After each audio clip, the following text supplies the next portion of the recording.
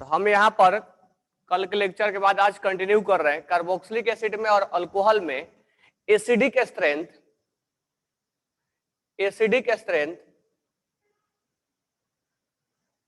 Alcohol carboxylic का ज्यादा होता है। आई लिख के दिया था बट इसका रीजन नहीं बताया था। देखो एक एग्जांपल लेते हैं, एसिटिक एसिड और लेते हैं अल्कोहल मिथेनॉल।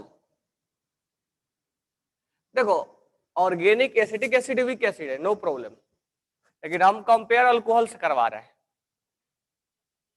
ठीक है। तो इसका ज्यादा होगा। तो CH3 लिख के दिया था क्या? देखो ये OH ऑक्सीजन को हमने हटा दिया और ये CH3O-, तो यहाँ रिजोनेंस स्टेबलाइज है, लिख के दिया था ना। ओके, रिजोनेंस स्टेबलाइज की वजह से ये एसिटिक एसिड ज्यादा मिथेनॉल से ज्यादा है, तो इसका द्वारा बनाया गया कंजुगेट बेस वीक होगा, ध्यान रखना। इसके द्वारा बनाया गया कंजुगेट बेस वीक होगा और इसके द्वारा बनाया गया कंजुगेट बेस स्ट्रॉन्ग होगा। ये वॉल्यूम में भी क्वेश्चन है इसके। नेक्स्ट हम बात करेंगे एसिडिक स्ट्रेंथ पे। नेक्स्ट हमारा था HClO4, HClO3, HClO2 और HClO। तो इसको हम बोलते हैं oxy acid of chlorine. Oxy acid resonance हम फिर आएंगे ऑर्गेनिक में बताएंगे। अभी बस याद रखो कि एसिटिक एसिड स्ट्रॉन्ग होता है एज कंपेयर टू अल्कोहल, ठीक है। उसमें रिजोनेंस कैसे अप्लाई होगा ऑर्गेनिक में पूरा आएगा, ठीक है ओमकार। ऑर्गेनिक में वेट करो, वहां बताएंगे पूरा। HClO4, HClO3, HClO2 और HClO, इनमें एसिडिक स्ट्रेंथ निकालना है। तो ध्यान देना, अगर एक ही एलिमेंट का ऑक्सी एसिड मतलब ऑक्सीजन और हाइड्रोजन दोनों है, एक ही एलिमेंट का होना चाहिए, उस केस में हम निकालते हैं ऑक्सीडेशन स्टेट। तो यहाँ ऑक्सीडेशन स्टेट +7 होगा, मैं डायरेक्ट लिख रहा हूँ। यहाँ ऑक्सीडेशन स्टेट +5 होगा, यहाँ ऑक्सीडेशन स्टेट +3 होगा और यहाँ ऑक्सीडेशन स्टेट +1 होगा क्लोरीन का। तो जिसका ऑक्सीडेशन स्टेट ज्यादा होता है उसका एसिडिक स्ट्रेंथ ज्यादा होगा, एसिडिक स्ट्रेंथ ज्यादा होगा। जिसका ऑक्सीडेशन स्टेट ज्यादा होगा उसका एसिडिक स्ट्रेंथ ज्यादा होगा। इस तरह से इसमें इसका एसिडिक स्ट्रेंथ ज्यादा होगा। और भी कंपेयर करना चाहते हो तो कर सकते हो, जैसे H2SO4 और H2SO3। तो यहाँ ऑक्सीडेशन स्टेट +6 है और यहाँ पर +4 है, तो 6 वाला का ज्यादा होगा। जैसे H3PO4 और H3PO3, तो यहाँ पर ऑक्सीडेशन स्टेट +5 है और यहाँ पर ऑक्सीडेशन स्टेट +3 है, तो +5 वाला का ज्यादा होगा।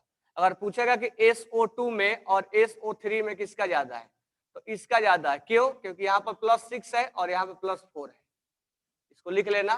तो अगर एक ही एलिमेंट का ऑक्सीडेशन स्टेट अगर ज्यादा है तो उसका ऑक्सीडेशन स्टेट ज्यादा है, तो एसिडिक स्ट्रेंथ ज्यादा होगा। क्यों क्यों ज्यादा होगा, सोचो।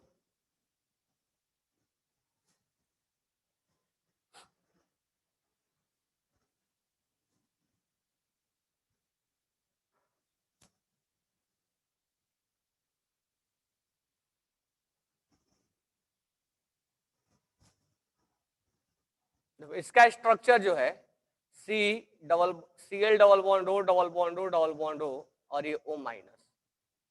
इसमें तो क्या है, अगर ये H+ को रिलीज कर दिया तो double single negative double single negative double single negative, ये हर जगह से रिजोनेंस हो रहा है। इसमें रिजोनेटिंग स्ट्रक्चर ज्यादा, इसलिए ज्यादा स्टेबल है। या ऐसा बोल सकते हो दूसरा रीजन कि साइज कम होने से, ऑक्सीडेशन स्टेट ज्यादा होने से, ध्यान से समझना, ऑक्सीडेशन स्टेट अगर ज्यादा हुआ तो प्लस चार्ज हो रहा है, तो ऑक्सीडेशन स्टेट ज्यादा होने से साइज क्या होगा। अगर हम रेडियस के बारे में बात करें तो अगर क्लोरीन पे लगा है +7, क्लोरीन पे लगा है +5, क्लोरीन पे लगा है +3, क्लोरीन पे लगा है +1, तो जितना ज्यादा ऑक्सीडेशन स्टेट होगा उतना ही साइज क्या होगा, कम होगा, होगा ना साइज कम। और साइज कम होगा तो इलेक्ट्रोनेगेटिविटी ज्यादा होगा, और इलेक्ट्रोनेगेटिविटी ज्यादा होता है तो हम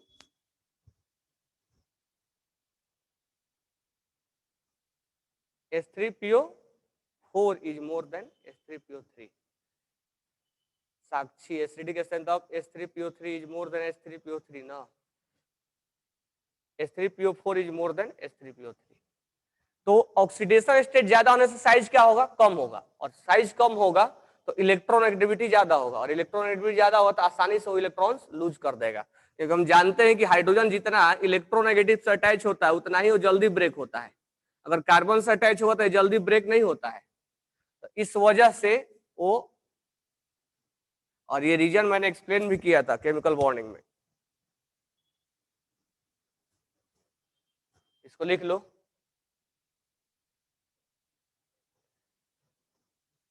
H3PO4 is more than H3PO3.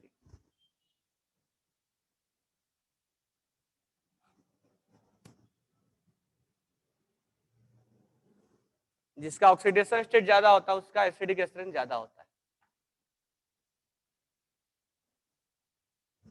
ये लिख लो जल्दी से।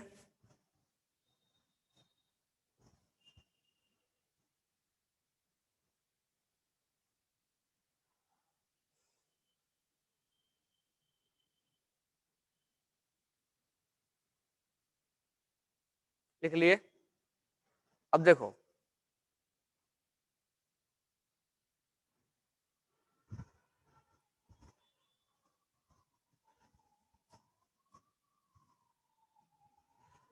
नेक्स्ट अगर हम बात करते हैं पॉलीप्रोटिक का एसिडिक स्ट्रेंथ,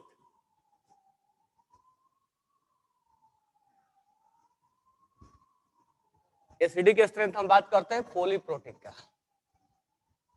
जैसे मान लो H3PO4 है, ये एक H+ किया,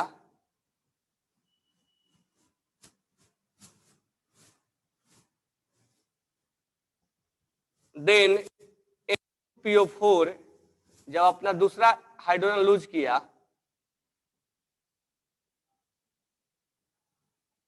जब HPO4 अपना तीसरा हाइड्रोजन लूज किया, अब इस केस में इसका इसका और इसका हमें ऑक्सीडेशन स्टेट कंपेयर करना है, ठीक है, तो एक लूज करने के बाद उस पर नेगेटिव चार्ज आ जाता है, अब आगे जब लूज करेगा तो दो नेगेटिव चार्ज आ जाएगा, तो कोई भी चीज नहीं चाहता है कि हमारे ऊपर नेगेटिव चार्ज जाए, क्योंकि चार्ज क्या होते हैं, अनस्टेबल बनाते हैं, इसलिए अगर इनमें हम एसिडिक स्ट्रेंथ कंपेयर करें, एसिडिक स्ट्रेंथ अगर हम कंपेयर करें तो हमारा हो जाएगा H3PO4 H2PO4 माइनस और HPO4 HPO4 -2, तो एक लूज करने के बाद इस पे नेगेटिव आ जाता है, तो कोई चाहता नहीं कि हमें नेगेटिव है, अब एक नेगेटिव है, दो नेगेटिव आ जा रहे हैं, इस वजह से जल्दी अपना हाइड्रोजन को लूज इधर नहीं करेगा, इस केस में जल्दी अपना हाइड्रोजन लूज नहीं करेगा, इसलिए कोई भी ऐसा अगर सीक्वेंसली है पॉलीप्रोटिक है तो पॉलीप्रोटिक में पहला वाला जो होता है वो सबसे ज्यादा एसिडिक होता है, ध्यान रखना इस चीज को, पॉलीप्रोटिक में पहला वाला मोर एसिडिक होता है,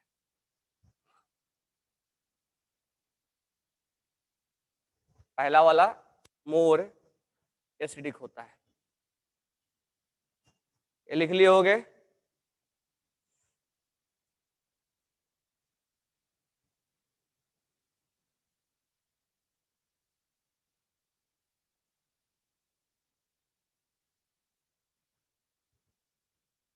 Why we lose it will get positive charge, positive charge नहीं, नेगेटिव चार्ज, नेगेटिव चार्ज नहीं आएगा, कई बार केमिकल बॉन्डिंग क्या पढ़े तुम लोग, केमिकल बॉन्डिंग में कई बार बता दिया गया है, 10 बार ये बताया हुआ है, एन फैक्टर में बताया हूं, ये H3PO4 का स्ट्रक्चर है, ये बॉन्ड टूटेगा, ये बॉन्ड कितने इलेक्ट्रॉन से मिलकर बना है, 2 इलेक्ट्रॉन से मिलकर बना है ना, इन दोनों में इलेक्ट्रोनेगेटिव कौन है, ऑक्सीजन। ठीक है, जब ये बॉन्ड टूटेगा तो ये दोनों इलेक्ट्रॉन किसके हिस्से में चले जाएंगे? ये दोनों इलेक्ट्रॉन ऑक्सीजन के हिस्से में चले जाएंगे, और इसका भी इलेक्ट्रॉन छीन के कौन लेके चला गया है? ऑक्सीजन। क्यों? क्योंकि इसका इलेक्ट्रोनेगेटिविटी क्या है? ज्यादा है। इसका इलेक्ट्रोनेगेटिविटी ज्यादा है, इसीलिए इसका भी हाइड्रोजन छीन के लेके चला गया है। तो इसका हाइड्रोजन कौन लेके चला गया? ऑक्सीजन। तो इस पे तो अब एक भी हाइड्रोजन बचा, इलेक्ट्रॉन बचा ही नहीं, तो इस पे चार्ज क्या आ जाएगा? प्लस, और इस पे चार्ज क्या आ जाएगा? माइनस। तो याद रखना, जब भी बॉन्ड टूटता है तो मोर इलेक्ट्रोनेगेटिव के वजह से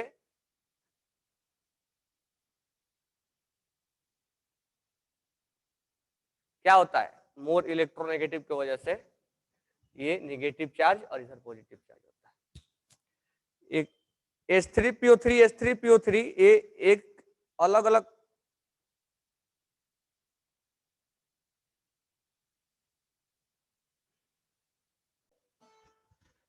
पहले इसको लिख लो, ये एक्सेप्शनल है, इसको डिस्कस कल करेंगे हम। ठीक है, रीजन प्रोटोलाइसिस का मतलब होता है H प्लस को देना। H प्लस को हम प्रोटॉन के नाम से जानते हैं। क्यों? क्योंकि H प्लस के पास 0 इलेक्ट्रॉन होता है और 1 प्रोटॉन होता है और 0 न्यूट्रॉन होता है, इसलिए हम इसको प्रोटॉन के नाम से जानते हैं। जब H प्लस को हम गेन करवाते हैं तो इसको हम प्रोटोलाइसिस कर बोलते हैं। तो पहले इसको एसिडिक स्ट्रेंथ लिख लो, इसको एक्सप्लेन करेंगे। ये एक्सेप्शनल टाइप का है, हर में ऐसे अप्लाई मत कर देना। लेकिन अब इसे मान लो H2SO4 है और H2SO3 है, तो इसमें मत बोल देना कि H2SO3 का होगा, नहीं, इसका ज्यादा होगा, जिसका ऑक्सीडेशन स्टेट ज्यादा होगा। ये केवल इसमें अप्लाई होता है। रीजन कल बताऊं। सबने लिख लिया? अब एक दो पॉइंट और है, उसको राइट डाउन कर लेना।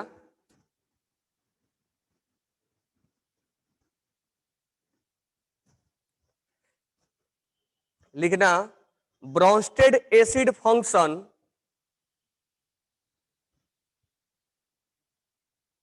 Bronsted acid function as an acid only in presence of proton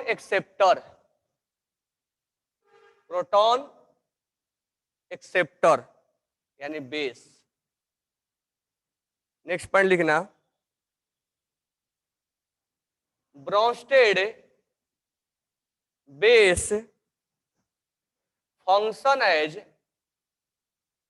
function as base only in the presence of proton donor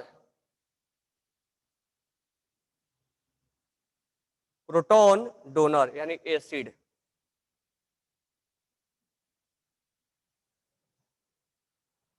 Bronsted Lowry theory explain the behavior of acid and base in both aqueous and non-aqueous solution।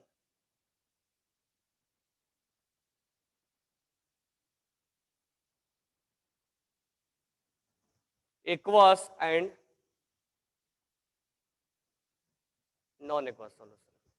अब ध्यान देना, Bronsted acid function as a, पहला point ध्यान देना, तब लिखना बाद में। पहले Bronsted acid function as a acid यानी कोई एक ब्रोंस्टेड एसिड है, वो अपने आप को एसिड तब बोलेगा only in presence of proton acceptor यानी बेस में। अब मान लो इसका एग्जांपल लेते हैं, जैसे मान लो तुम HCl को तुम डाल दो बेंजीन में, ठीक है। अब HCl का टेंडेंसी क्या है? H प्लस को लूज करना।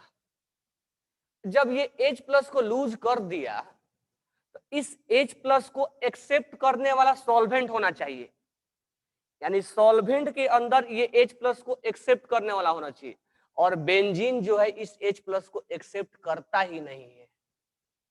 जब नहीं करेगा उस केस में ये अपना H प्लस लूज नहीं कर पाएगा। यानी मान लो हम किसी को कोई चीज दे रहे हैं तो उसको लेने वाला भी होना चाहिए, अगर नहीं ले रहा हो तो फिर हम दे ही नहीं पाएंगे। अगर ये H प्लस दे रहा है तो एक्सेप्ट करने के लिए सॉल्वेंट होना चाहिए। अगर यहाँ ऐसा सॉल्वेंट है जो H प्लस को एक्सेप्ट नहीं कर पा रहा है, उस केस में ये अपना फंक्शन करना बंद कर देगा। यानी Bronsted acid function as acid only in presence of proton acceptor. Proton का मतलब हो गया H प्लस, प्रोटॉन एक्सेप्टर यानी बेस। यानी ये एसिडिक नेचर तभी दिखा पाएगा जब यहां पर प्रोटॉन एक्सेप्टर सॉल्वेंट होगा, अगर नहीं होगा तो organic compound dissolve in benzene, organic वाला ये हम बात कर रहे हैं Cl का।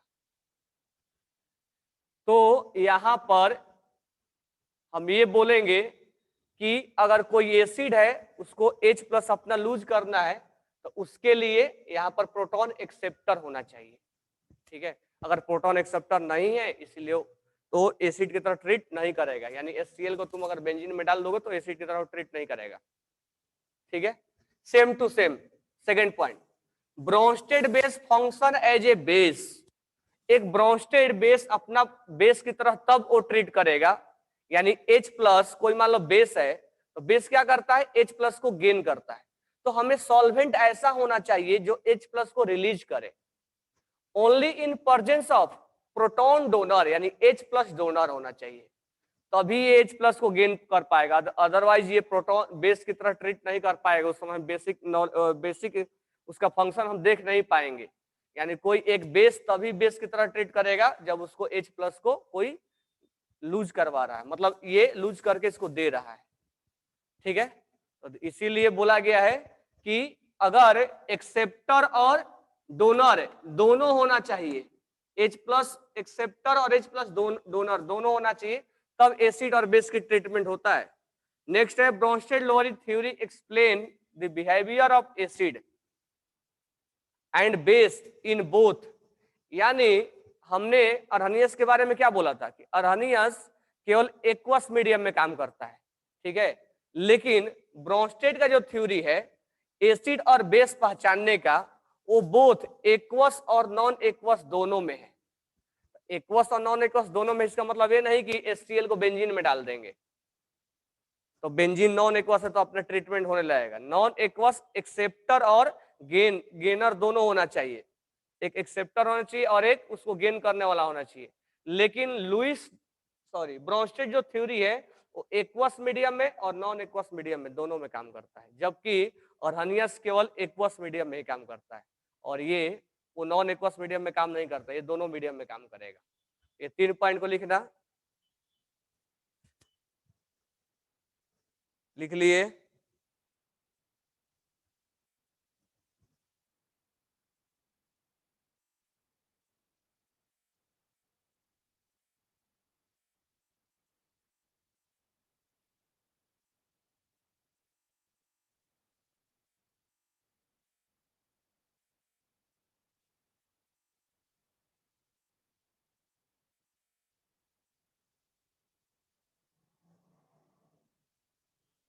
चलो, अब तुम जब वॉल्यूम अटेम्प्ट किए होगे तो एक दो क्वेश्चन तुम्हें मिला होगा। क्वेश्चन नंबर 8 है वॉल्यूम में, क्वेश्चन नंबर 8 पढ़ना कंसेप्चुअल का। वो क्वेश्चन क्या बोल रहा है समझ में नहीं आएगा, तो उसके लिए हमें एक यहाँ पर थ्योरी पढ़ना है, तो उसको लिखो तुम। हम उसको बोलते हैं वाटर लेबलिंग। तो right down heading water labelling, water labelling effect, water labelling effect. तो ये एसिड बेस का ही कंसेप्ट का है, मतलब उसी का एक छोटा सा पार्ट है, ज्यादा पार्ट नहीं है, बट उसी का एक छोटा सा पार्ट है वाटर लेबलिंग इफेक्ट। ठीक है, चलो इसमें लिखते हैं पहले, तब समझते हैं। राइट डाउन करना, water act as a, water act as a strong base, strong base because water act as a strong base because it has greater tendency to accept proton, to accept proton from acid, from acid, दिख रहा है ना, from acid, जैसे HCl plus water form Cl minus plus H3O plus, या H2SO4 plus H2O form HSO4 minus plus H3O plus. All the strong acid, thus all strong acid like HNO3, HCl, H2SO4, HCO4 react almost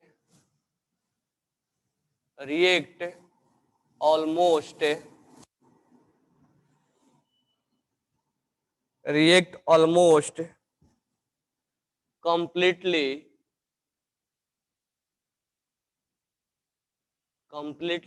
to form H3O plus ions. Therefore,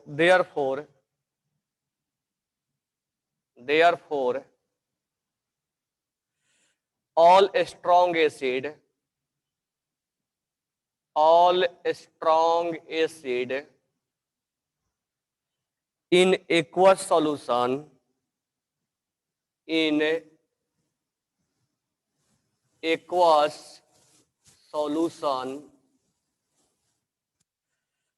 appear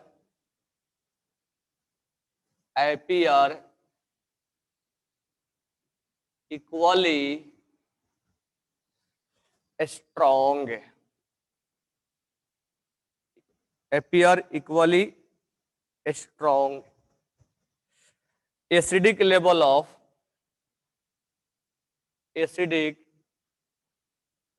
of all acid are same. Acidic level are same. These are called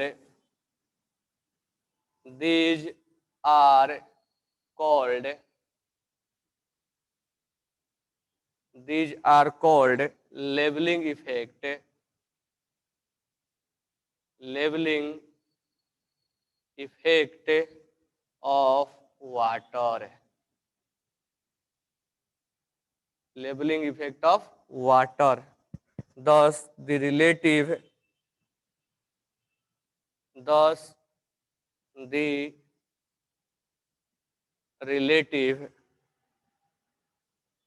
acidic strength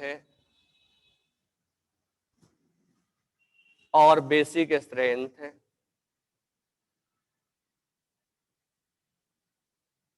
acidic strength and basic strength in aqueous solution cannot be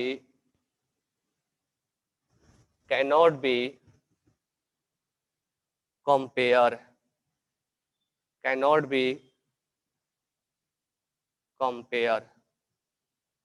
when acetic acid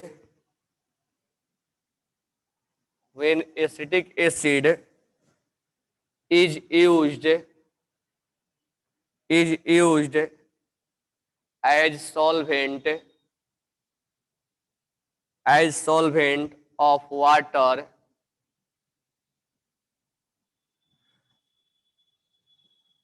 it is found that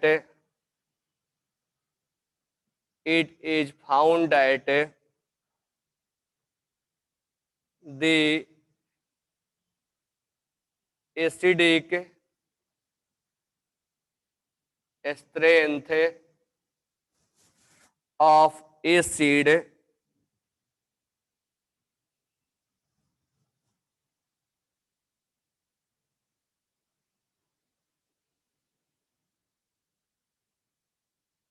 lower, and now the given acid in acetic acid, the given acid in acetic acid become weak and thereby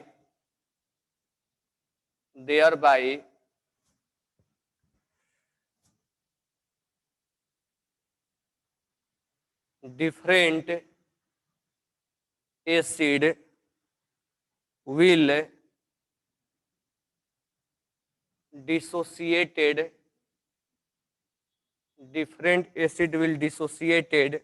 to different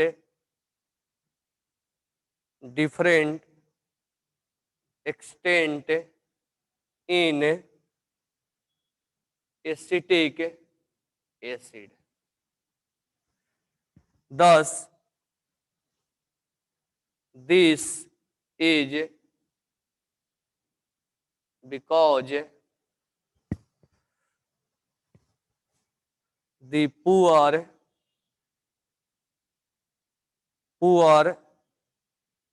proton accepting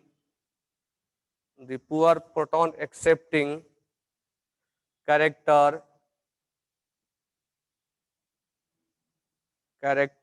of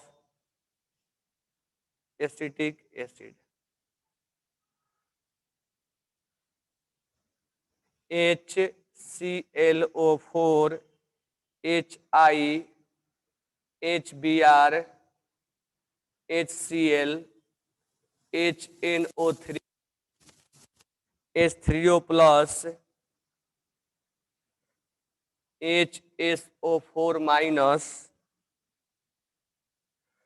H3PO4 HF CH3COOH H2CO3 H2S NH4 plus HCN। तो पहले इसको आप लिख लो, उसके बाद हम 1 bye 1 points को समझा रहा हूं और इससे तुम्हारा केवल क्वेश्चन नंबर एक वॉल्यूम में 6 नंबर सोल्व होगा। पहले इसको राइट डाउन कर लो। ठीक है, फिर हम इसको समझाते हैं ये लेबलिंग इफेक्ट ऑफ वाटर क्या है।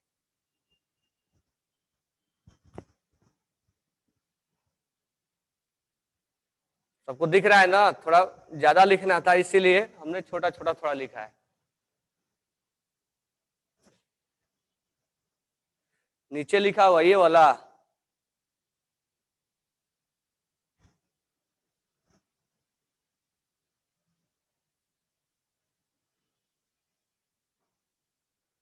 नहीं दिख रहा है?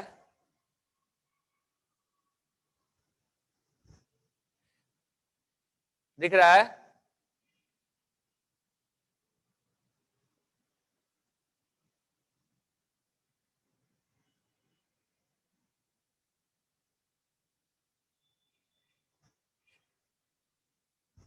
चलो लिख लो।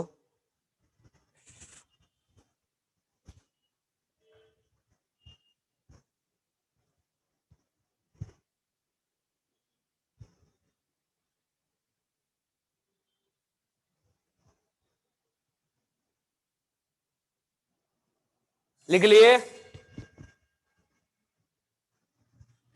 लास्ट में है NH4+ और HCN। NH4+ और HCN हो गया ना? अब ध्यान से समझो। अब पेन वगैरह रख दो और ध्यान से समझो, एक बार में समझ जाना है। चलो ध्यान से समझो इधर मैं क्या बोल रहा हूं। मान लो हमसे बोला जाता है कि ये एसिड ज्यादा स्ट्रॉन्ग है, ये थोड़ा कम स्ट्रॉन्ग है, हमें लैब में बताना है। सारे चीज लिखना बंद कर दो, समझो पहले। हमसे पूछा गया कि H2SO4 ज्यादा स्ट्रॉन्ग है, HClO4 और स्ट्रॉन्ग है परक्लोरिक एसिड। ये एसिडिक स्ट्रेंथ हम तो लॉजिकल अभी बता रहे थे 3-4 स्टेप से कि लॉजिकल ऐसे पकड़ लेंगे, लेकिन जब हमसे लैब में पूछा जाएगा कि बताओ कि HClO4 में और HCl में ज्यादा स्ट्रॉन्ग कौन है, तो उसके लिए तो लैब में कुछ करना पड़ेगा ना। सोचो, उसके लिए लैब में कुछ ना कुछ तो करना पड़ेगा, तब ना उसका हम एसिडिक स्ट्रेंथ निकालेंगे। तो सोच लो कि लैब में एक टेक्निक है जिसके लेबलिंग किया जाता है, मतलब एक्सपेरिमेंट करके लेबलिंग किया जाता है, और लेबलिंग करके तब पता लगाया जाता है। मान लो लेबलिंग ज्यादा आया तो मोर एसिडिक है, लेबलिंग कम आया तो लेस एसिडिक है। मतलब एक लेबलिंग टाइप का कोई टेक्नोलॉजी है, ऐसा समझ लो। ठीक है, तो तुमसे लैब में पूछा गया कि एसिडिक स्ट्रेंथ का कंपेयर करो, कौन स्ट्रॉन्ग है कौन वीक है। लॉजिकली नहीं, पहले प्रैक्टिकल करके बताओ, तब हम उसका लॉजिक निकालेंगे। पहले लॉजिक मत निकालो, पहले उसको हमें एक्सपेरिमेंट करके दिखाओ। तो जब हम लैब में गए तो क्या सोचेंगे कि कौन स्ट्रॉन्ग ज्यादा है कौन कम स्ट्रॉन्ग है। तो उसके लिए एक टेक्निक है हमारे पास, लेबलिंग करना। लेबलिंग में ज्यादा अगर आता है लेबलिंग का वैल्यू तो हम बोलते हैं स्ट्रॉन्ग है, और कम अगर लेबलिंग आता है तो हम बोलते हैं वीक है। अब लेबलिंग करने के लिए जो सॉल्वेंट, यानी लेबलिंग इफेक्ट को देखने के लिए, यानी एसिडिक स्ट्रेंथ को देखने के लिए, यानी एसिडिक स्ट्रेंथ लेबलिंग पे दिखा जाएगा, और लेबलिंग देखने के लिए हमें सॉल्वेंट यूज किया जाता है। या तो वाटर यूज करेंगे या तो हम वीक एसिड यूज करेंगे। तो लेबलिंग देखने के लिए हम वाटर वगैरह यूज करते हैं, लेकिन वाटर के साथ प्रॉब्लम आता है। तो देखो प्रॉब्लम कैसे आता है, उसलिए नाम पड़ा हुआ वाटर लेबलिंग इफेक्ट। यानी लेबलिंग का मतलब क्लियर हो गया कि हम एसिडिक स्ट्रेंथ को कंपेयर करने के लिए लैब में एक लेबलिंग नाम का कोई टेक्निक लगाते हैं, जिसमें कि सॉल्वेंट के तौर पे एज ए वाटर लेते हैं, जिसमें प्रॉब्लम आता है, तो उसको हम बोलते हैं वाटर लेबलिंग इफेक्ट। यानी इससे हमें एसिडिक स्ट्रेंथ का पता चलता है, लेकिन वाटर के द्वारा नहीं पता चल पाता है। देखो क्यों वाटर के द्वारा क्यों नहीं पता चल पाता है, तो ध्यान से समझो। इसमें हमने 2 पार्ट में लिखवाया है। एक पार्ट तो ये है जिसमें वाटर का डिस्कशन हो रहा है, और वाटर के द्वारा हम नहीं कर पा रहे। ध्यान से समझना इस पार्ट को। Water act as a strong base. Water तो एम्फोटेरिक होता है, ठीक है, क्योंकि H+ लूज भी करता है और H+ गेन भी करता है। ब्रॉन्स्टेड हमने बात किया था, लेकिन ये बोल रहा है कि water is a strong base. ठीक है, बिकॉज बता भी रहा है क्यों। It has greater tendency to accept proton from acid. वो H+ को जल्दी से अपने पास खींचने का, एक्सेप्ट करने का टेंडेंसी रखता है। जैसे एग्जाम्पल में समझाया है कि HCl है और H2O है। Cl ने अपने H+ लूज किया और ये वाटर ने उस H+ को गेन कर लिया। इसके पास वाटर के पास H+ गेन करने का बहुत ज्यादा पावर है, एक्सेप्ट जल्दी से करता है, इसीलिए इसको स्ट्रॉन्ग बेस बोला गया है। तो एक लाइन का मीनिंग क्लियर हुआ कि water act as a strong base, हालांकि एम्फोटेरिक है। क्यों अच्छा बेस है? कि जल्दी से H+ को ये गेन कर लेता है, एक्सेप्ट कर लेता है। H2SO4 अगर वाटर में डाला जाए तो ये H3O बन जाता है। ये बात क्लियर हो गया होगा।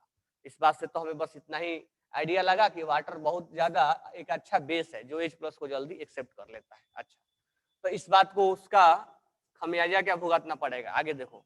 10 all strong acid, all strong acid जैसे nitric acid, hydrochloric acid, sulphuric acid, perchloric acid react almost completely to form H3O plus ion. Therefore, all strong acid in aqueous solution appear equal strong.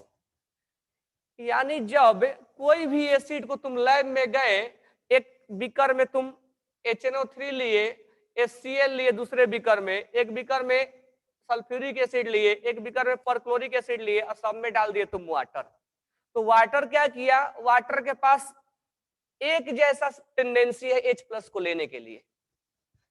तो जब एक जैसा tendency है तो हमें उस beaker में कहीं लेबलिंग इफेक्ट दिखा ही नहीं, तो हम उससे आइडिया ही नहीं लगा पाएंगे कि कौन ज्यादा एसिडिक है, कौन कम एसिडिक है।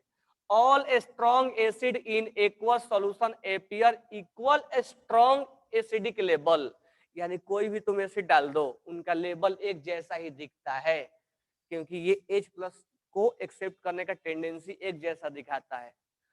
Of all acid are same, यानी सारे एसिडिक का तुम मान लो बीकर में ले लिए 4 अलग अलग एसिड और उसमें पानी डाल दो, और मान लो बीकर तुम्हें लेबलिंग दिखाता है। मान लो एक ऐसा टेक्निक है जिसमें लेबलिंग दिखाता है।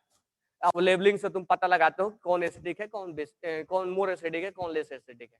लेकिन जब तुम पानी डाले उसमें तो सब बीकर का लेबलिंग एक जैसा आया, तो हम आइडिया कैसे लगा पाएंगे कि किस बीकर में कौन ज्यादा एसिडिक है, कौन कम एसिडिक है? क्यों नहीं लगा पा रहे? क्योंकि लेबलिंग एक जैसा आ रहा है। क्यों एक जैसा आ रहा है? क्योंकि H+ एक्सेप्ट करने के लिए वाटर जो है एक जैसा एक्सेप्ट करता है। These are called levelling effect, यानी एक जैसा लेबलिंग आने लगता है, उसी को हम बोलते हैं कि ये लेबलिंग इफेक्ट ऑफ वाटर है। 10 द रिलेटिव एसिडिक स्ट्रेंथ और basic strength in aqueous solution can not be compare, यानी एसिडिक स्ट्रेंथ और बेसिक स्ट्रेंथ को वाटर में कंपेयर नहीं किया जा सकता है। तो ये बात तो मैं अब 2 लाइन क्लियर बोल दूं कि एसिडिक स्ट्रेंथ और बेसिक स्ट्रेंथ का कौन ज्यादा है कौन कम है, इसके पता लगाने के लिए हम लैब में एक टेक्निक यूज करते हैं जिसको हम बोलते हैं लेबलिंग इफेक्ट। अगर उस लेबलिंग इफेक्ट में वाटर डालते हैं तो हम कौन स्ट्रॉन्ग एसिड है कौन वीक एसिड है, अगर वाटर के द्वारा पता लगाते हैं तो हम पता नहीं लगा पाते हैं, क्योंकि सब में वाटर एक जैसा लेबलिंग देता है। क्यों देता है? क्योंकि H+ को एक्सेप्ट करने का उसके पास कैपेबिलिटी एक जैसा है। इसीलिए हम acidic strength, relative acidic strength और basic strength in aqueous solution can not be compare, यानी एसिडिक स्ट्रेंथ का कंपेयर हम वाटर के द्वारा नहीं किया जा सकता है। समझ में आ गया? तो यहां से फिर देख लो, 10 all the strong acid react almost completely, बहुत अच्छे तरह से वाटर से रिएक्शन कर जाता है ये, to form H3O+। All strong acid in aqueous solution appear equally strong, aqueous solution में सारे एसिड एक जैसा स्ट्रॉन्ग दिखते हैं, सब एक जैसा स्ट्रॉन्ग है, यानी उनका लेवल एक जैसा आता है। Acidic level of all acidic are same, acidic level सबका सेम आता है। There are called levelling effect of water. Thus the relative acidic strength और basic strength in aqueous solution cannot be compared। ये बात क्लियर हो गया होगा, ठीक है? अब आओ नेक्स्ट पॉइंट पे। तब हम कंपेयर करेंगे तो कैसे करेंगे? आखिर चलो वाटर से तो नहीं करेंगे, ये समझ में आ गया, क्योंकि उसका लेबलिंग इफेक्ट एक जैसा देता है। तो फिर करेंगे तो कैसे करेंगे? तो करने के लिए हम वीक एसिड लेते हैं, एसिटिक एसिड। तो एसिडिक एसिड जब डालते हैं और उस केस में जब हम स्ट्रॉन्ग एसिड डालते हैं, तो देखो अगर मान लो एक चीज मैं तुम लोग को बता दूं, इसको थोड़ा सा हटा रहा हूं, मान लो तुम लोग को मैं बताऊं यहाँ पर कि एसिटिक एसिड है, ठीक है, और यहाँ पर तुम ले लिए HCl। अच्छा, नॉर्मली अगर देखोगे तो ये भी एसिड है और ये भी एसिड है ना, लेकिन ये स्ट्रॉन्ग एसिड हम तो जानते हैं पहले से। उस केस में जब ये H+ लूज करेगा तो ये H+ को गेन करने लगेगा, यानी गेन करने का मतलब बेस की तरह ट्रीट होने लगेगा। यानी वीक एसिड है तो स्ट्रॉन्ग एसिड जब अपना H+ लूज करेगा तो वीक एसिड उसको गेन करने लगेगा, उसको करना ही पड़ेगा गेन, क्योंकि तब तक ये अपने एसिडिक बिहेवियर नहीं दिखा पाएगा। अभी बताया था कि जब तक एक एक्सेप्टर उसमें नहीं होगा तब तक, यानी ये अगर H+ लूज कर रहा है तो H+ को इसको एक्सेप्ट करना ही पड़ेगा। इसका मतलब ये स्ट्रॉन्ग एसिड है तो उस केस में ये बेस की तरह ट्रीट करने लगेगा। तो वीक एसिड है तो ये बेस की तरह ट्रीट करने लगेगा, क्योंकि ये अपना एसिडिक नेचर रंग तब दिखाएगा जब H+ को कोई गेन करने वाला होगा। तो ध्यान देना इस बात को। तो दूसरा बात हम ये बोल रहे हैं कि लेबलिंग इफेक्ट अगर हमें देखना है तो किस सॉल्वेंट का यूज करें, तो उसके लिए लेके आया गया एसिटिक एसिड को, और बताया जाएगा क्यों क्यों किया गया। तो when acetic acid is used as a solvent of,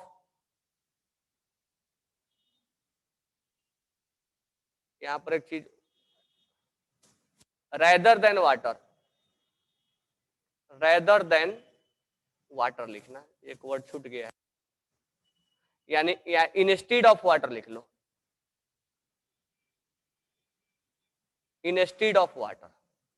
यानी acetic acid is used as a solvent instead of water. It is found that acidic strength of acid lower and now give in a acidic become weaker and thereby different in, यहां से देखना, अगर हम in acid को, जो strong acid है, उसको अगर हम एसिटिक एसिड में डाल देते हैं तो एसिटिक एक वीक एसिड होता है और वो स्ट्रॉन्ग होता है, तो सबका लेबलिंग अलग अलग हो जाता है। बीकर में जो भी हम लेंगे उनका लेबलिंग अलग अलग हो जाता है। इस वजह से एसिटिक एसिड से हम जान पाते हैं कि कौन मोर एसिडिक है, कौन लेस एसिडिक है, यानी एक रेफरेंस वैल्यू हो गया हमारा एसिडिक एसिड। और ये लेबलिंग ऊपर नीचे करता है, जो स्ट्रॉन्ग होगा उसका लेबलिंग ऊपर होगा, जो वीक होगा उसका लेबलिंग नीचे होगा। इससे हम आइडिया लगा लेते हैं कि ओ ये स्ट्रॉन्ग है और ये वीक है। क्यों ऐसा होता है, क्यों इससे हम आइडिया लगा लेते हैं?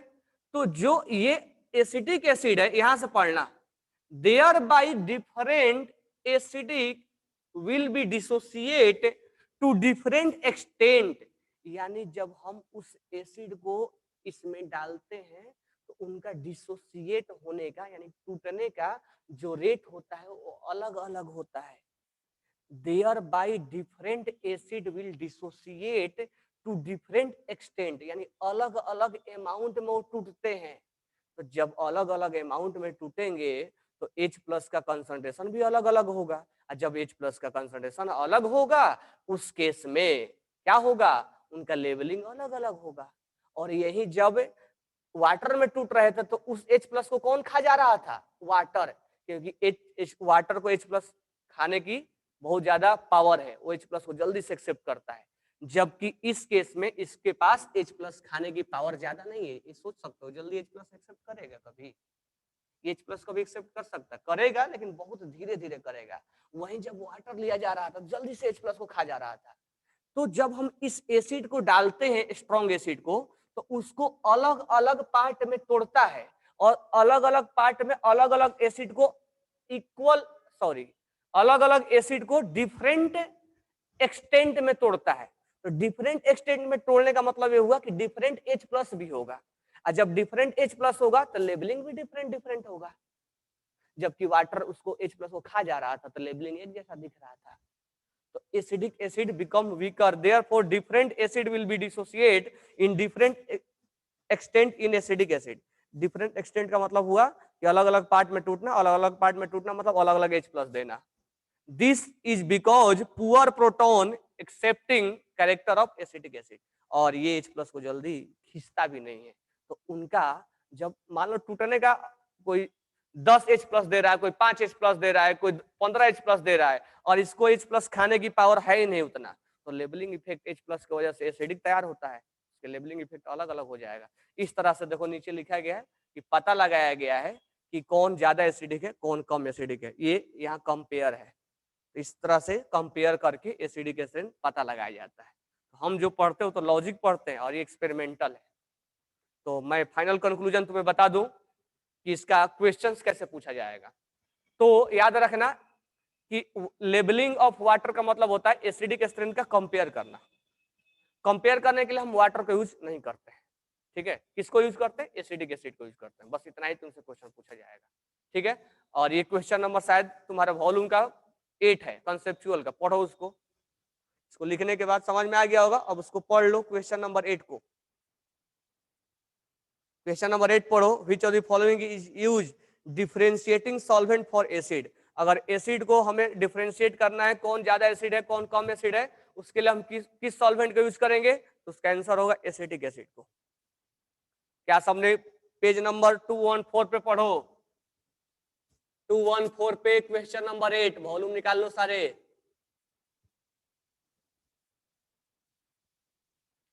उसका आंसर हो जाएगा अथर्व।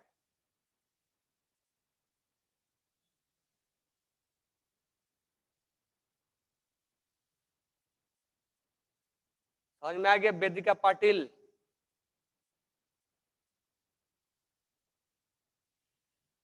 अनुज पाटिल,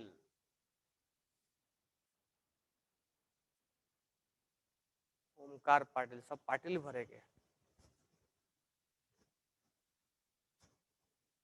चलो क्वेश्चन नंबर 8 पढ़ लिए सबने वॉल्यूम का,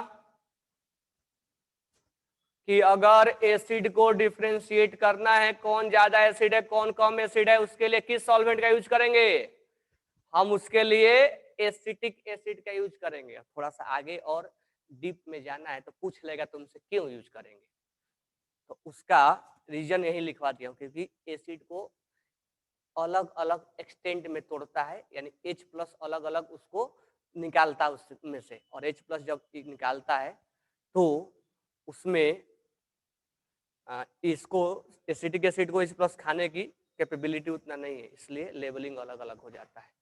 तो इसमें घुमा घुमा के क्वेश्चन में पूछा सकता है या इजी है, ठीक है। क्वेश्चन नंबर 5 किसका डाउट है,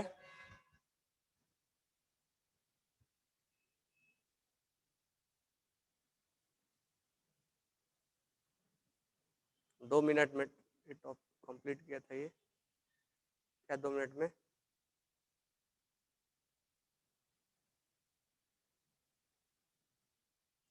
चलो क्वेश्चन नंबर 5 में डाउट है। 5 में क्या बोल रहा है, OH का क्या निकालना है, कंजुगेट बे एसिड। तो मैं तुम्हें ट्रिक सिखाया नहीं हूं क्या कि OH का कंजुगेट एसिड निकालना है, OH का कंजुगेट एसिड निकालना है, इसको क्या मानना पड़ेगा, बेस। और बेस क्या करता है, H प्लस को गेन करता है, गेन करेगा तो क्या बनेगा, H2O। यानी कंजुगेट एसिड निकालना है तो इसको क्या मानना पड़ेगा, बेस। और बेस क्या काम करता है, H प्लस को गेन करता है, करवा दो गेन, हो गया। समझ में आ गया किसका डाउट था ये, पाटिल, नाम भी चला जाता है ऊपर। चलो तो ये लेबलिंग इफेक्ट हो गया, यानी हमारा एसिड बेस कंसेप्ट हो गया। तो अभी तुम क्या करो, कल मैं तुम लोग को डाउट दिया था, तो मेरे को 1 से लेके और 57 तक अभी डाउट बोलो कंसेप्चुअल का, पेज नंबर 214 का। मैं कुछ डाउट ले रहा हूं, अगर डाउट है तो, और नहीं है तो मैं इसका क्वेश्चन अभी सोल्व करवाऊंगा, क्योंकि जल्दी जल्दी अभी आगे नहीं बढ़ना है। इसके क्वेश्चंस तुम बनाओगे तो तुम्हें डाउट आएगा, तो मैं उसको क्लियर कर दूंगा तुम्हें। अब कंजुगेट एसिड कंजुगेट बेस निकालने में डाउट नहीं आना चाहिए, ठीक है। तो अगर बनाए हो तो डाउट बोलो, नहीं तो मैं 5-6 क्वेश्चंस करवाता हूँ। वैसे 1 मिनट फिर से, 1 मिनट लोग भेजने लगते, रुक जा मैं तो इधर देख रहा हूँ कौन कौन है, 45 30 23, 45 30 23, उसके बाद 33 है, 45 33 है, 30 नहीं है, 45 33 23 है, 34 46 है, 34 45 46 है, 33 34 है, 33 34 हो गया, 46 है, ये भी हो गया। और भेजो।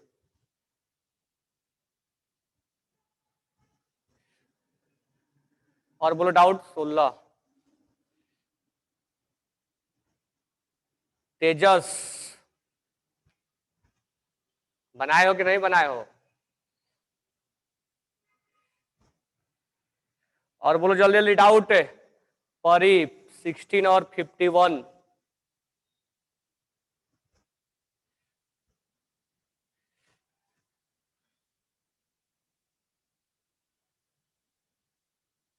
ये कौन है? सृष्टि 51।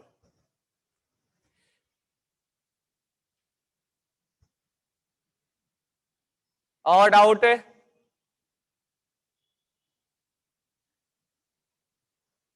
बनाए नहीं तुम लोग।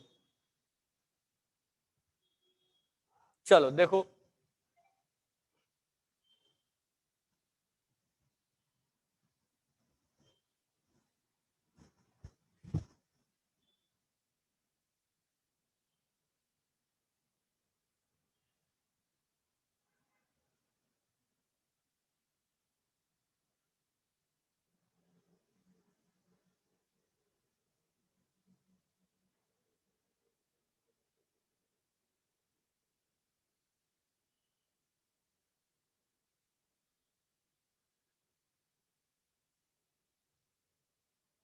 सोलह नंबर।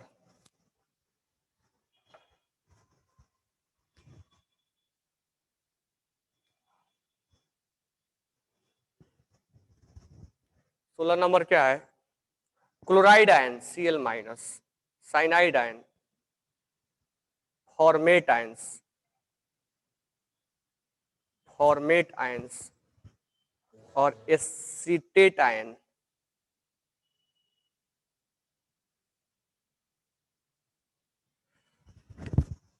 फॉर्मेट आयंस, ठीक है। इसमें से तुम्हें स्ट्रॉन्ग बेस बताना है, स्ट्रॉन्ग बेस बताना है 16 नंबर। तो स्ट्रॉन्ग बेस बताने के लिए सबसे पहले तुम जाओ कि कहां से आया है। ये कहां से आया होगा? HCl से आया होगा। ये कहां से आया होगा? HCN से आया होगा। ये कहां से आया होगा? HCOOS से आया होगा। और ये कहां से आया होगा? CH3COOS से आया होगा। आया होगा ना? तो पहले इसको हम कंपेयर कर लेते हैं। इनमें स्ट्रॉन्ग कौन है? तो HCl है। फिर कौन है? HCN है। फिर कौन है? COH है, HCOH है। इनमें और इनमें याद रखना, फॉर्मिक एसिड में और एसिटिक एसिड में फॉर्मिक एसिड ज्यादा एसिडिक होता है। ये ऑर्गेनिक का है, लेकिन अभी याद रखना कि फॉर्मिक एसिड में और एसिटिक एसिड में ज्यादा एसिडिक फॉर्मिक एसिड होता है, ठीक है। तो ये इनका कंपेयर है। अब हमसे पूछा है कि इनमें स्ट्रॉन्ग कौन है। तो इनमें स्ट्रॉन्ग कौन है? जब ये स्ट्रॉन्ग है तो इसका कंजुगेट क्या बनेगा? वीक बनेगा।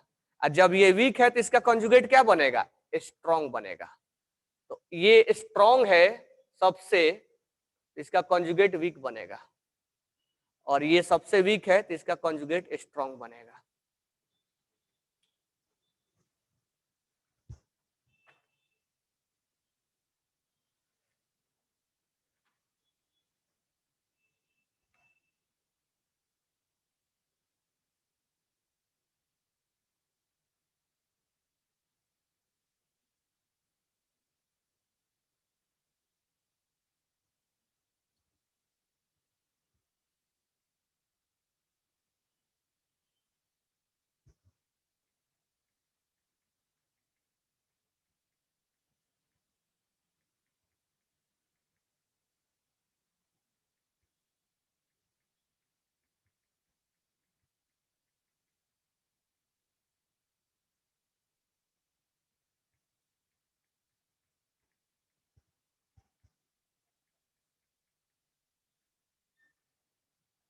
सबसे वीक HCN होगा इसमें, एक चीज यहाँ पर थोड़ा सा, सबसे वीक HCN होगा, इनसे भी वीक होगा। HCN यहाँ नहीं आएगा, HCN सबसे वीक होगा, इसीलिए इसके द्वारा बनाया गया कॉन्जुगेट जो होगा वो सबसे स्ट्रांग होगा। तो ये कंपेयर लिख लेना, ये सब ऑर्गेनिक में आएगा, ठीक है, ये तो इनऑर्गेनिक का है। सबसे वीक आएगा CN स्ट्रांग बेस होगा, HCN सबसे वीक होगा नहीं, HCN सबसे स्ट्रांग है तो उसका कॉन्जुगेट सबसे वीक होगा। HCN सबसे स्ट्रांग है तो उसका कॉन्जुगेट वीक होगा। तो अगर इसके बारे में पता लगाना है ना तो तुम इसके पास जाओ, ये इसके बारे में सोच लो क्या है, ये स्ट्रांग है तो ये वीक होगा, अगर ये वीक है तो ये स्ट्रांग होगा, ठीक है। तो कभी भी आयंस के बारे में पता लगाना है तो पहले ये ढूंढो कि वो कहां से बन के आया है, तो उसके बारे में पता लगाओ कि उनमें कंपेयर क्या है। नेक्स्ट आते हैं 23 क्या बोल रहा है, 23 में ब्रोंस्टेड लोरी ढूंढना है। यहां दिया है AlH2O6 और यहां लिखा है +3 और यहां लिखा है HClO3-। राइट साइड लिखा है कि AlH2O5 और यहां लिखा है OH- और यहां लिखा है +2 और यहां लिखा है H2CO3, यहां लिखा है DCBA। पूछा है कि इसमें एसिड कौन है, ब्रोंस्टेड एसिड कौन है। सॉरी, ध्यान देना, अगर यहां से तुम यहां देखोगे तो क्या दिख रहा है तुम्हें, यहां वाटर 6 है, ठीक है, और यहां वाटर कितना है 5 और एक OH आ गया, इसका मतलब एक वाटर में से H+ निकला होगा और OH बना होगा, ये यहां लिखा गया है, इसका मतलब यहां से यहां आते समय इसने एक H+ लूज किया है, इसने H+ लूज किया है, इसका मतलब ये एसिड है, ये है एसिड, ठीक है। अगर यहां से यहां जाएंगे हम, अच्छा ये एसिड है तो ये क्या होगा, ये कॉन्जुगेट बेस होगा, HClO3- है और यहां H2CO3 है, इसका मतलब इसने H+ को गेन किया है, क्योंकि लूज जो जब करेगा तो गेन वाला साथ में होना चाहिए ना, तो इसने H+ को गेन किया है, तो गेन करने का मतलब ये बेस है, और ये बेस जब है तो ये क्या होगा, कॉन्जुगेट एसिड होगा, ये अगर बेस है तो ये कंजुगेट एसिड होगा। तो इस एसिड कौन कौन हो गया इसमें, एसिड A हो गया और D हो गया, A और D आर एसिड, क्योंकि जब ये एसिड है तो ये कंजुगेट बेस होगा, जब ये बेस है तो ये कंजुगेट एसिड होगा, यानी ये एसिड है, इसमें 2 एसिड निकले A और D।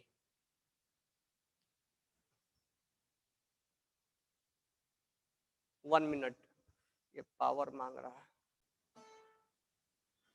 23 के बाद है 33 क्या बोल रहा है, in an aqueous solution H2SO4 and HClO4 are equally strong. हाँ देखो ये आ गया लेबलिंग इफेक्ट का क्वेश्चन,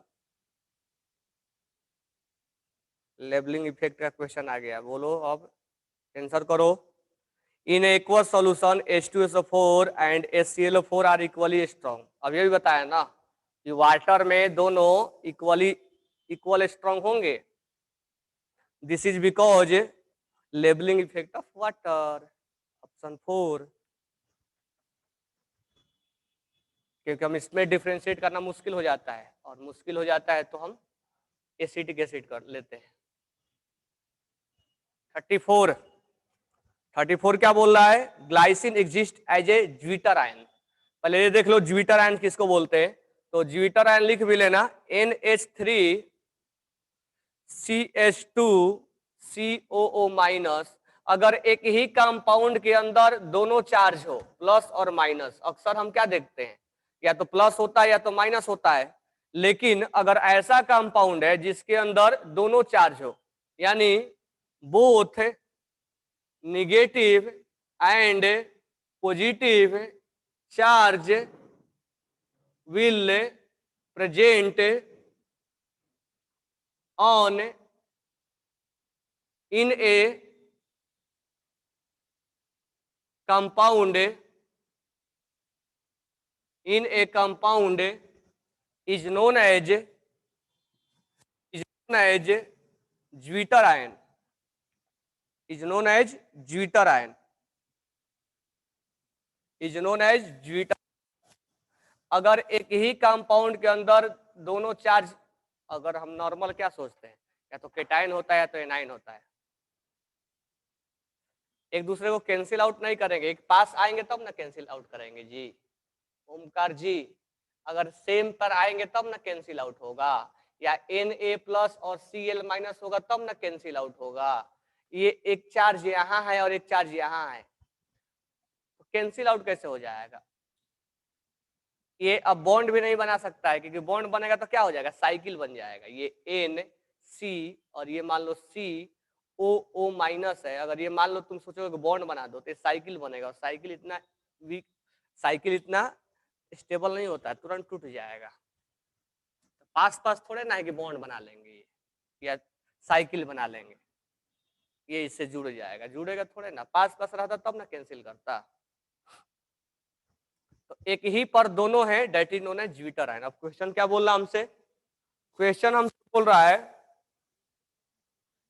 कि ज्विटर आयंस दिया है, इसका कॉन्जुगेट बेस निकालना है। इसमें क्या करना है, इसका कॉन्जुगेट बेस निकालना है। इसको क्या मान लो, एसिड मान लो, एसिड में से H प्लस निकाल दो, यहां से H प्लस निकाल दो, तो H प्लस लूज कर दो, लूज करोगे तो क्या बनेगा, तो अब देखो लूज करोगे तो क्या बनेगा, यहां से NH2 हो जाएगा, H प्लस बाहर निकलेगा, तो इस पे चार्ज क्या आएगा, माइनस आएगा, आएगा ना, क्योंकि H प्लस निकल गया, और CH2 और CO। अब यहाँ चार्ज को कैंसिल कर दो, समझ में आया कि ओमकार है?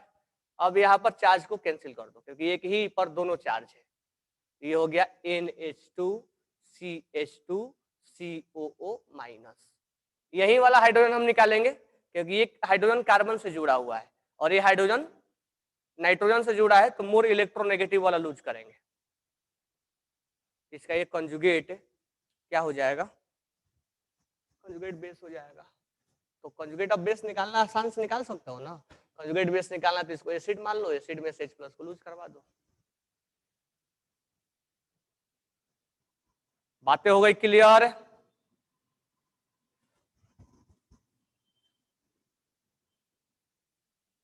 लिख लिए? चलो नेक्स्ट बात करते हैं। 34 हो गया, 45, दो 45 आ गया, दो 47 सुना था।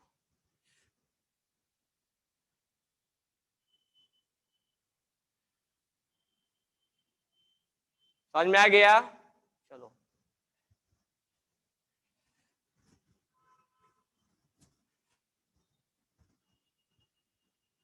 नेक्स्ट बात करते हैं 45 का।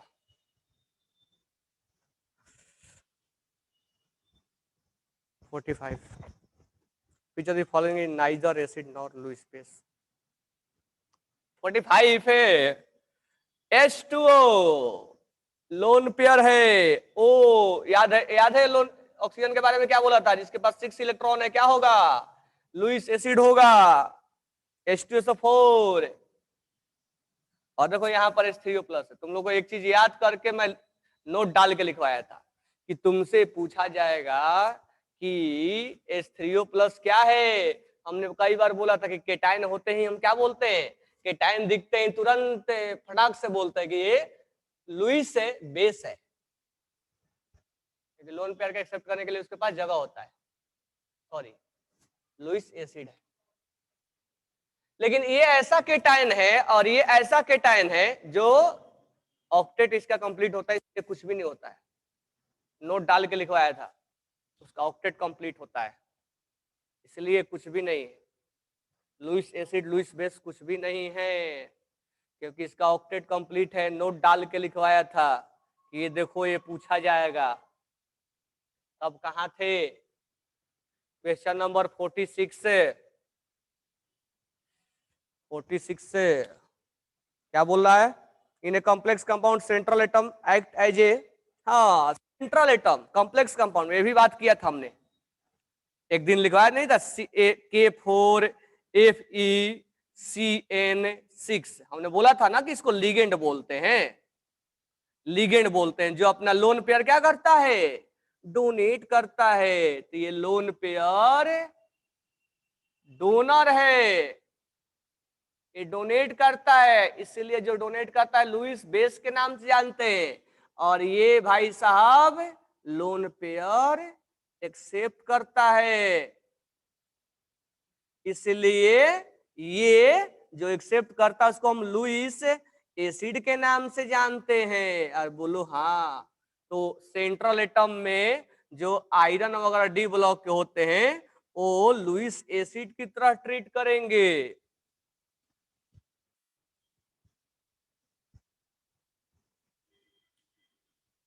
समझ लगा?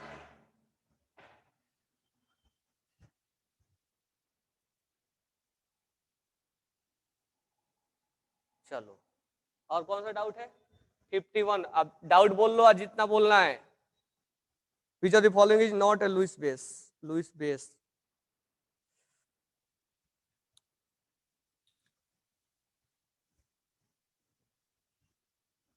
देखो,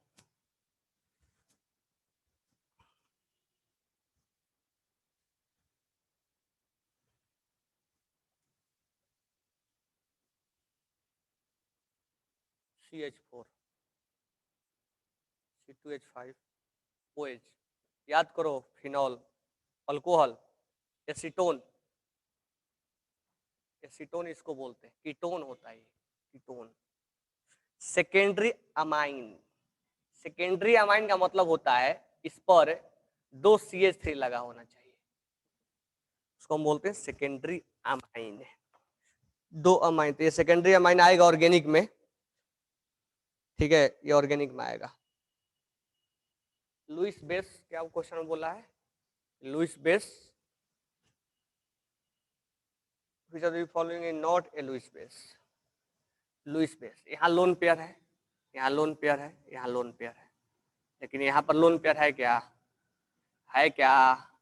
है क्या? नहीं, तो this one is not a Lewis base. Lone pair है चलेगा, लोन पेयर है चलेगा, लोन पेयर है चलेगा। सेकेंडरी अमाइन का मतलब ये होता है, आएगा ऑर्गेनिक में 13 नंबर और 37 नंबर।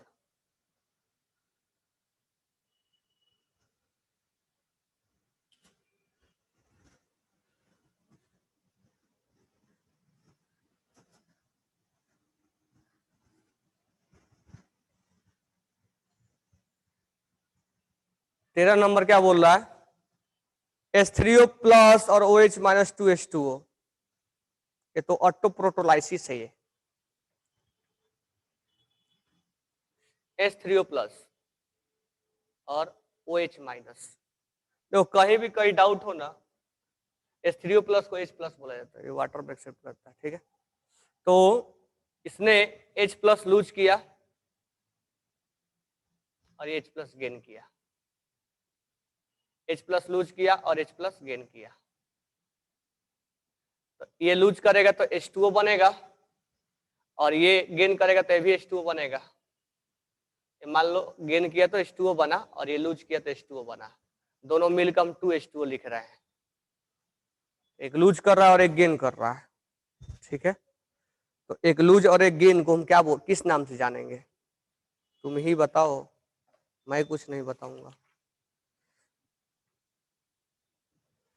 एक लूज कर रहा है और एक गेन कर रहा है तो किस नाम से जानेंगे? और हनियस का तो डेफिनेशन है नहीं, ब्रॉन्स्टेड का है। और हनियस थोड़े ना H प्लस लूज और गेन के लिए बोला था, वो तो बेस को OH बोल रहा था, तो बोलता है। यहाँ पर H प्लस गेन और लूज है, ये H3O से H2O बन गया, ये OH से H2O बन गया, दोनों मिला दोगे तो 2H2O हो जाएगा। और कौन सा है? 37 नंबर, 37 नंबर क्या बोल रहा है क्वेश्चन में, formation of dative bond is neutralization according to, ये क्या कर रहे हो? लास्ट में तुम लोग एडक्ट नहीं पढ़ाया था मैंने कि अमोनिया को जब अमोनिया को जरूरत है किसका? BF3 का, क्योंकि इस बाबा के पास है वैकेंट ऑर्बिटल और इनके पास है लोन पेयर। ये देने के लिए उतावले हैं, तुरंत इसको अपना लोन पेयर दे देगा और जैसे ही अपना लोन पेयर देगा तो ये इस वैकेंट ऑर्बिटल में जाके लोन पेयर फिट हो जाएगा और इस तरह से हम लुईस बेस बोलेंगे और लुईस एसिड बोलेंगे और ये जो बनता है उसको सोल्ट नहीं बोलते हैं, उसको हम एडक्ट बोलते हैं, जिसको हम न्यूट्रलाइजेशन भी बोल सकते हैं। और ये किसके अकॉर्डिंग है? लुईस एसिड बेस के अकॉर्डिंग है। यानी 37 का जो आंसर हो जाएगा फॉर्मेशन ऑफ डेटिव बॉन्ड, ये डेटिव बॉन्ड बन गया, मतलब डेटिव बॉन्ड मतलब coordinate bond, is neutralization according to the theory of according to the theory of Lewis. ये एडक्ट का बनना, ये कोऑर्डिनेट बॉन्ड बनना या डेटिव बॉन्ड बनना, that is known as Lewis के थ्योरी के अकॉर्डिंग। और कोई डाउट?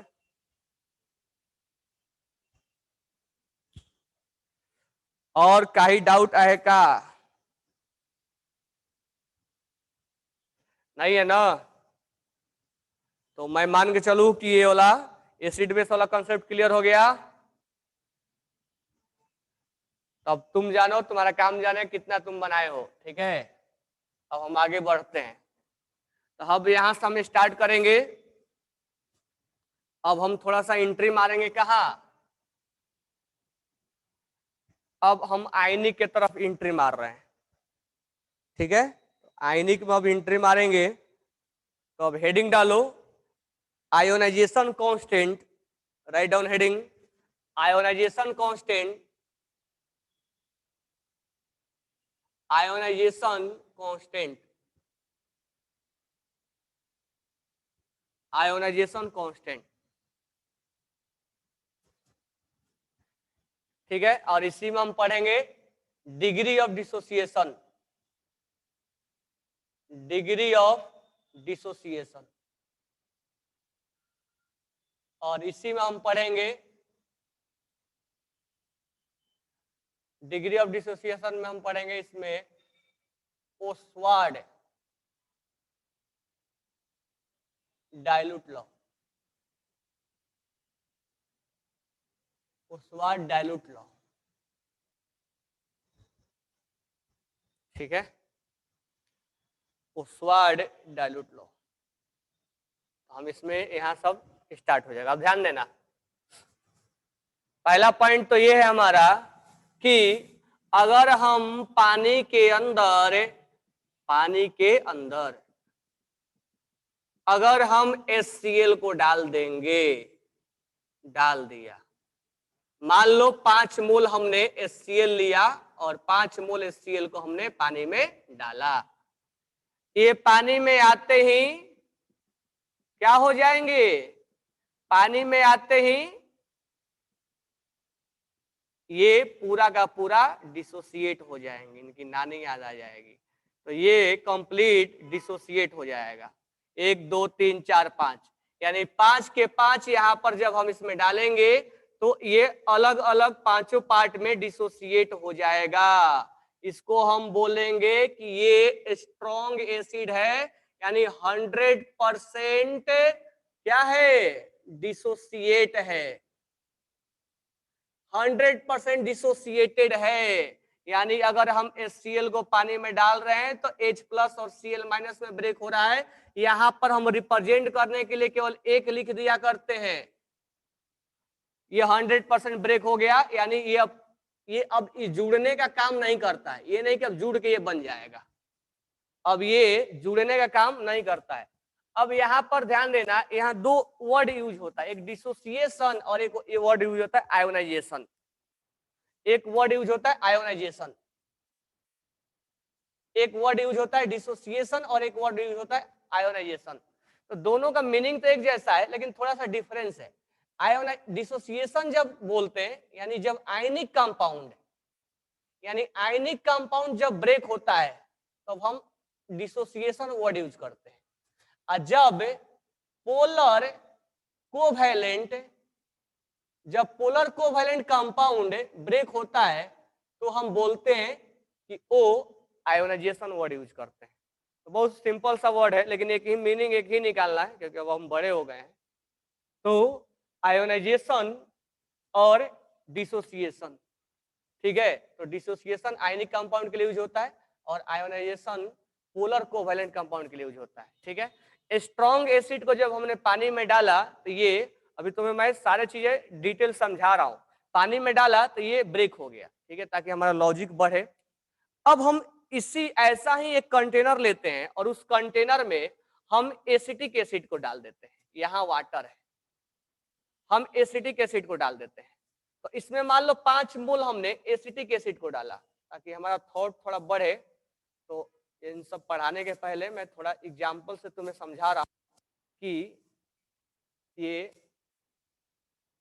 5 1 2 3 4 5 को हमने डाल दिया, ये वीक एसिड है, पानी में डाला हमने, ये पानी में आए महाशय, और पानी में आने के बाद इनमें से कुछ जो है वो ब्रेक हो गया और कुछ जो है वो ब्रेक नहीं हुआ, वो ऐसे ही पानी में जाके डिजोल्व होके पड़ा हुआ है और ये ब्रेक नहीं हो रहा है, यानी पार्शियल ब्रेक हो रहे हैं।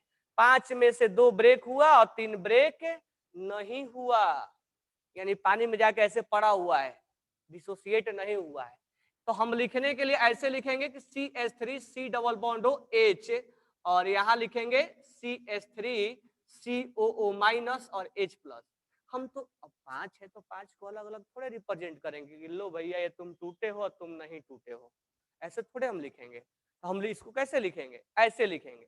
लेकिन ये ऐसे कैसे हमें समझ में आएगा कि ये कंप्लीट ब्रेक है और ये पार्शियल ब्रेक है। अब ध्यान देना, जब ये टूटेगा तो जुड़ने का नाम नहीं लेता है, लेकिन जब ये टूटता है तो ये जुड़ने का भी नाम लेता है।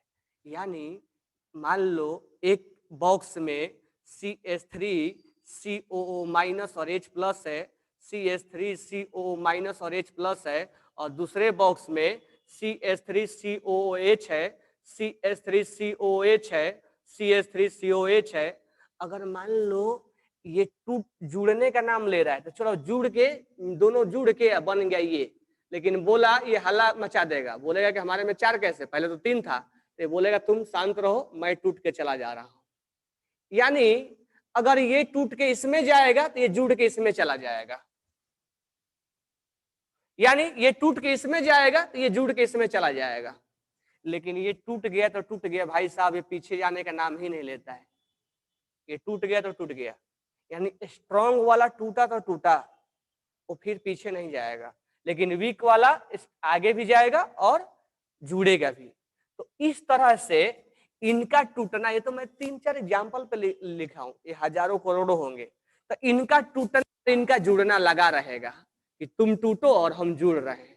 एक समय ऐसा आएगा कि डिसोसिएशन और जुड़ने को हम बोलते हैं एसोसिएशन, जुड़ने टूटने का रेट और जुड़ने का रेट बराबर हो जाएगा, यानी जितना टूटेगा उतना जुड़ेगा। तो जब टूटने का रेट और जुड़ने का रेट बराबर हो जाएगा तो हम बोलेंगे कि उसके अंदर इक्विलिब्रियम आ गया है।